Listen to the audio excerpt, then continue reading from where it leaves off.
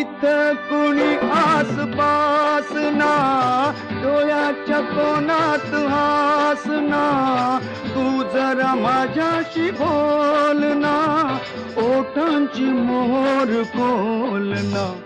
तू लगबग जाता माग वळून पाहता, वाट पावलात अडखळली.